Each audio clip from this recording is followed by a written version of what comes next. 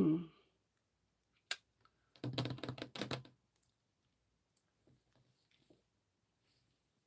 Good morning, Joanne. How are you? I hope you're doing okay. It is Wednesday the 9th. Tomorrow will be the double digits. That's just crazy.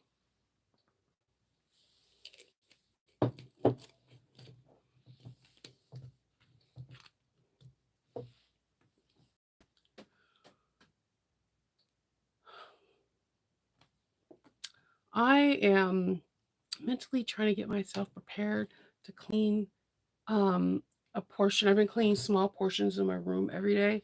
So that way when I start reorganizing and redoing my craft room, that it won't be overwhelming, but man, zippers, I'm still on zipper duty. I'm rolling each individual zipper onto a wooden a wooden spool and then putting a rubber band on them. Um the spools look like this. Good morning. Yeah, it is 40 something degrees right now and I'm kind of loving it. So I'm taking my any zipper tape that's out and about, like extra, like let's say this one, and then I'm putting them on my little wooden spool, my cardboard spool, and I'm rolling them, and then I'm putting rubber bands. I was pinning them, but then I realized that it was damaging the some of the zipper tape in the internally parts. So I stopped doing that. Now I'm just putting some rubber bands. So that's basically what I'm doing today. I'm going to be filming a tutorial for a pouch, and I'm going to be able to show you different ways you can use if you get this pouch. Like you can make it, how you can make it look really fancy, how you can make it look fun for a child, how you can make it functional for a runner, and things along that line. Um, yeah, so I'm doing that. I have somebody coming out in a few hours to check on a spot in our attic to make sure that we don't have any leaking. So there's that. And that's always interesting because Roxy is like, you if you come in her house, she is she is not the friendliest dog. Now she won't bite you, but she will intimidate the heck out of you. Um, at least I think she won't bite. I mean, I hate when people say, "Oh, my dog won't do that," but you never know what a dog's instincts are, especially if they don't feel that person or whatever. So I have that today, and I'm gonna try to film and cut out, um, my bag company bag because I got all the vinyl that I need for the bag, cut that out so and do a couple of things so I can get ready to do that tomorrow. I'm just trying to figure there's a part of me that wants to do it today and then film tomorrow, so I'm trying to figure if that's what I'm gonna do. I don't know, because I really wanna make this bag. So, I wanna make it so that way I could tell, my Patreon peeps, like, really focus on the modification. The I feel like I shouldn't film today because I know I have people coming in the house, and like, if you're a person that films or if you're about to, like, do a project and you have someone coming to your house, it can mess up your whole, like, feeling. Like, once you stop, you wanna stop for the rest of the day because it just broke up that rhythm, that consistency, and that's how I am. That's why I go to work as soon as I drop off the kids, I do the captain's log, and I immediately go to work. If there was cameras in here, you would think that I would, like, do something else. No, I immediately go to work because I know once I start cleaning or prepping for dinner or doing other things, I'm going to be monopolized with that and I won't be focusing on my work. So I might just you'll see, I guess, tomorrow if I have a finished complete bag for the bag company bag, because that means that I did plan B instead of plan A. I am just super frazzled. And I was pretty much up late last night just watching the news on this hurricane. I think the whole world is watching. Like I said, I have family members that are in, like, Japan, and they were, like, messaging me, and they were like, "Is it as bad as they say it is?" And I'm like, "It's broadcasting in Tokyo? That's bananas." Um, so, yeah, eh, I'm just, sitting back, waiting, praying, and I'm, like, antsy. I just want the storm to be done with because I just want it ugh, I don't know, I get antsy and nervous about that stuff, and I'm really nervous for all my friends and family out in Florida right now. So, and then just watching, I know the I know news reporters and news stations like to sensationalize things for ratings and views, but the fact that everybody, like different friends from all different walks of life and all different parts of the world are like calling me in reference to it because it's playing in on, on Canadian news, Japan's news, in Spain. Like, there's a Doppler that model that I like to follow personally. It's a French one. I feel like their module is usually more accurate when it comes down to like nor'easters and stuff like that. I like weather. I'm that girl that sits there and watch the Groundhog Day thing every year. I plan on going one year because it's not that far from me. Um, I like watching the Weather Channel. I think it's just interesting that, it's something that man always wants to control, but we can't, so we just sit back and learn, and, it's just interesting. It's just I don't know, weather I always is intriguing, but that's all that's on the news. Yes, the European model. So yeah. Yes, I've seen the spacecraft pics of it does look absolutely I mean, it's horrible, but, like, looking at it from a distance, it's like, "Whoa." I don't know. Then I was watching there's these 2 gentlemen that are hurricane hunters, and they go in an aircraft, and I was watching their thing, like, I was holding my breath, praying, and intrigued all at one time. Like, I had anxiety after, like, stopped watching them because I guess I wasn't paying attention to, like, the turbulence that they were going through, all that stuff. I'm just like, "I don't know how they do this," and, I'm not here to judge anybody's for their job because everyone has like, know everyone likes something a little bit different, but man, I was freaking out about that. I had straight up anxiety. Like, I know there are people like that. There are tornado chasers, there are hurricane chasers, there are people that go out there and do this, and it's a really interesting job because I know a lot of people could say that it's a reckless job or, they're putting themselves in harm way, but we have learned so much because of these people that chase tornadoes or hurricanes and whatnot. Like, they have put in so much information that, you know, like the tornado chasers are some of the people that got to figure out how to give earlier notification to people that live on Tornado Alley and stuff like that. It's pretty crazy. Um, yeah, so all I'm doing is sitting back and watching everything and praying. That's all I can. And I wanted to make sure that I might do what I'm planning or what me and my husband discuss is for me to make a bag that is an animal theme bag and then try to have an auction for someone, and all the proceeds go to an animal rescue in Florida. Because from the last storm that hit them, there was a lot of dogs that were misplaced and people taking in dogs, that were wandering around because they couldn't find their owners, and these people are amazing, and they give their all. 'Cause you already know me, I feel like we don't deserve dogs. Dogs are amazing, so I would like to do something where I could raise money for one of them so that way that they can have money to take care of these homeless puppies or injured puppies. So, yeah, I'll keep you posted on that because I'm gonna make the bag probably live and then do an auction on my Facebook, and all the proceeds will go to it.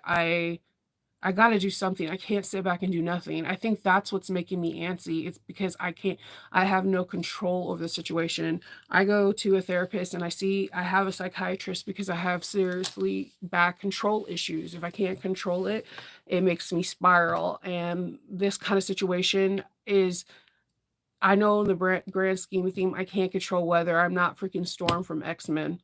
I would have those powers if, somebody granted them to me though. I think it's pretty cool. Side note.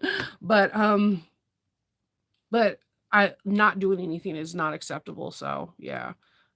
So everybody just send thoughts and prayers out there because it's supposed to touch down at 10 or 11 o'clock this afternoon, this in a couple hours.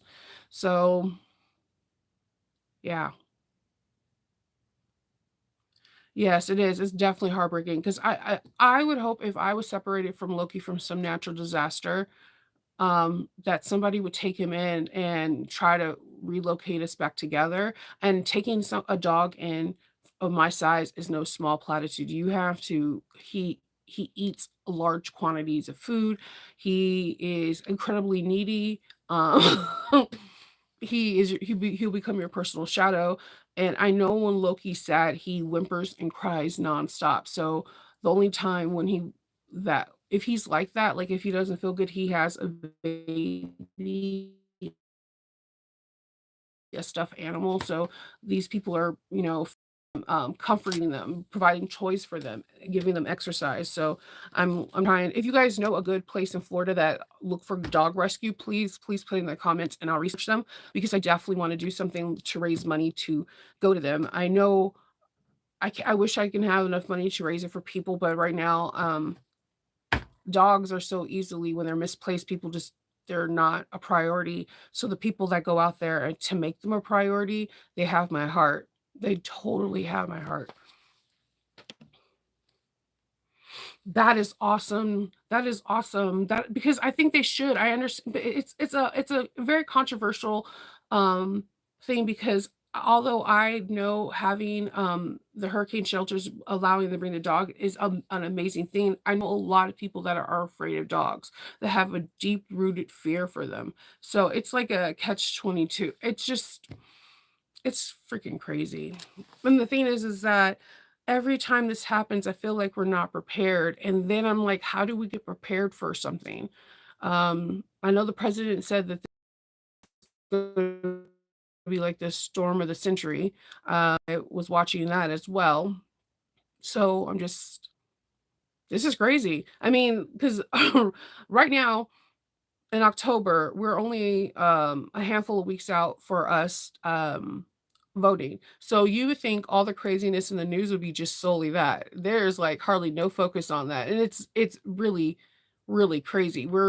This is definitely going down in the history books as something that we never expected. So, yeah. Um, yeah. So, other than that, I got some stuff at Joann's yesterday to finish out my, bag company bag, and I gotta show you it. I so desperately wanted to have Malnificent, fabric just solo by itself, but they have her only, like, in a villain collection. And then I thought, "Well, let me get Sleeping Beauty." They do have Cinderella, Snow White, Belle, but they did not have any solo Sleeping Beauty, um, fabric. I thought it would be really cool to have this whole magnificent exterior and then have Sleeping Beauty in the inside, but I couldn't find any fabric at my local Joann's or Hobby Lobbies, but I did find some stuff. First of all, I don't know what's going on with my Joann's. I had to get like I was out of these and they only had one. And then when I went to Hobby Lobby, they only had one. I'm not talking about different name brands. I mean, they only had one. And I'm like, are we in short supply of rotary blades? Because I go through these bad boys a lot. I change. One thing I can tell people is change these out often. If you're if you're going around cutting and then you have to snip into areas that you cut with your rotary blade is dull, and either get a sharpener or put a new blade in. And the sharpener never worked for me. I see some people doing it, but it never works for me. All right, so hold on. I have like cotton mouth.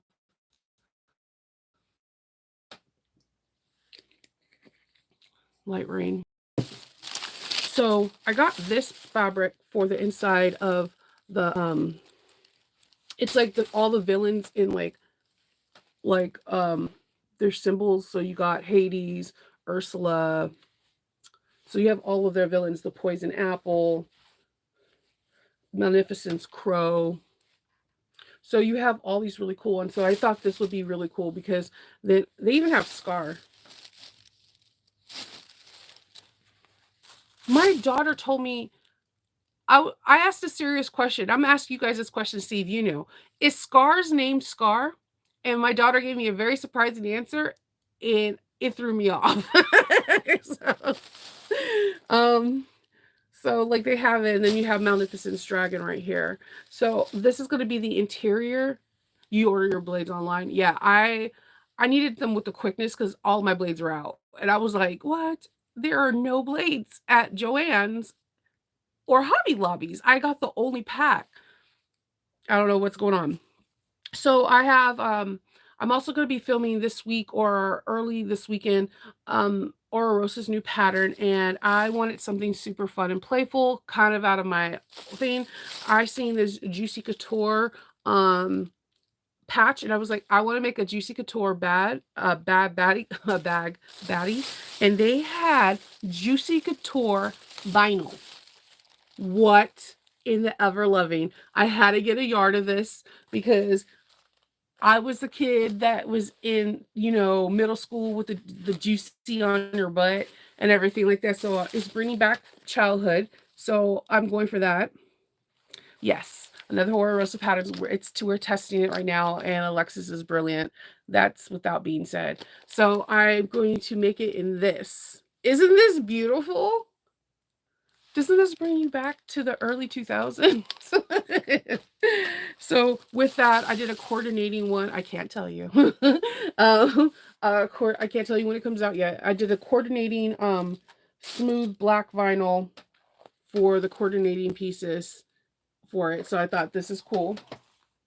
And then again, I'm going to put the patch on it. And for the Magnificent bag, I went with this really thin faux leather that they had, and I think it'll look perfect. It's like sleek, but it has a little bit of pebbling on it, and I think it's perfect for Magnificent. And that's what I got. I also got some like Halloween decorations. You cannot put me in a craft store and see decorations for like Halloween and not go ham. I went there. They had solar power lanterns that were black, right? And at night they glow orange in the inside. And I was like, shut the front door. I need like 6 of these. They only had one. She said that they'll call me if they have more on order. They had none online. And I'm like mad because yes, I got the one, but I just thought it would be really cool having it going down the stair path to have all these really cool lanterns that glow. Novoween starts on 13 days of Halloween, so I believe that is either the 17th or the 19th. I think it's the 17th. So relatively soon.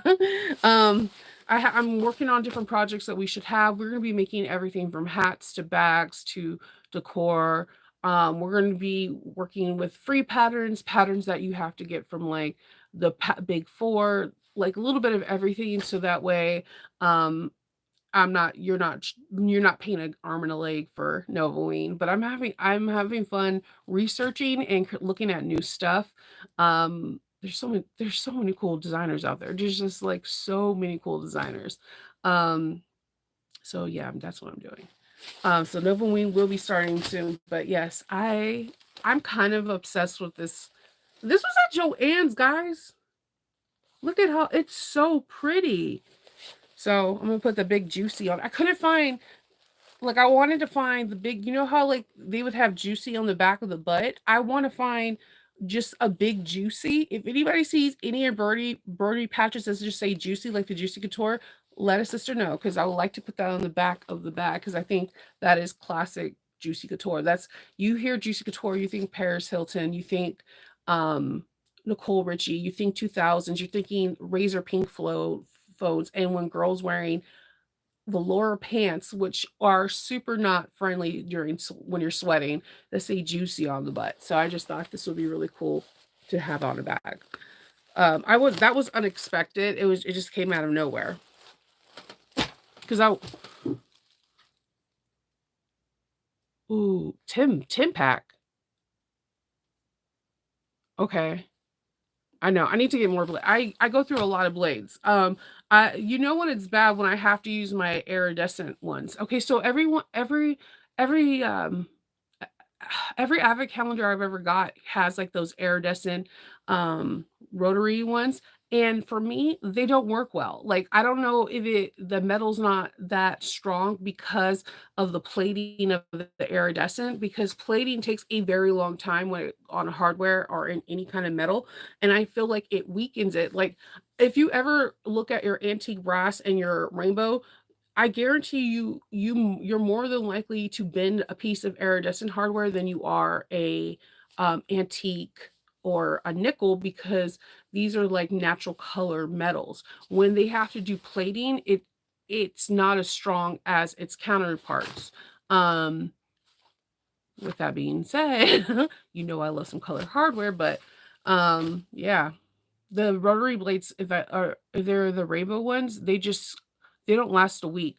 In all fairness, I do cut more than average than everybody, than a lot of people. I'm cutting like 2, sometimes 3 projects a day. I go through rotary blades, but I'm also that person that changes out my needle every other project.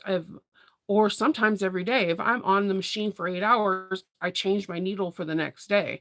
Um, I go through a lot of needles and I go through a lot of rotary blades. And I try so desperately. I've tried 2 different mechanisms to sharpen your old rotary blades, and it doesn't work for me at all. But I did talk to yesterday, there was, the scissor people at Joann's, and they had some really interesting tips for fabric people, and I wanted to relay it to you guys real quick. They said that, and Lynette's probably gonna laugh at this because me and her had a conversation about this.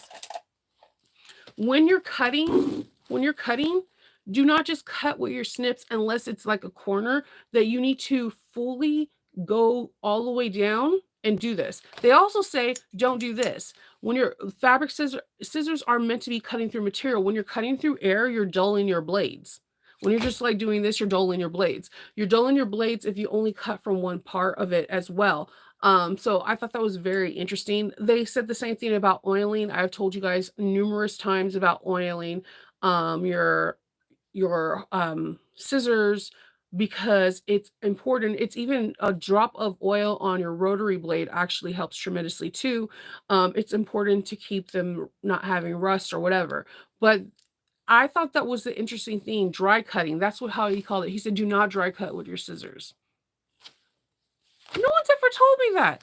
And it's because the scissors are going back and forth. Scissors are meant to have a piece of material in between a cut. So when you're just dry cutting and those scissors are going back and forth, they're doling them out faster. And I was like, son of a biscuit eater.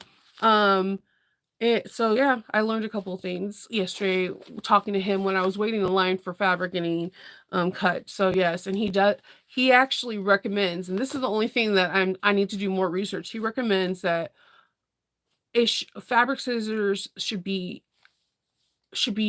more categories. So like he's saying that if you have a pair of scissors for vinyl, that's your vinyl scissors. If you have leather scissors, those are your leather. If these are your cotton scissors, these are your cotton. And I'm guilty of this, like double-sided tape. I cut usually whatever scissors I have.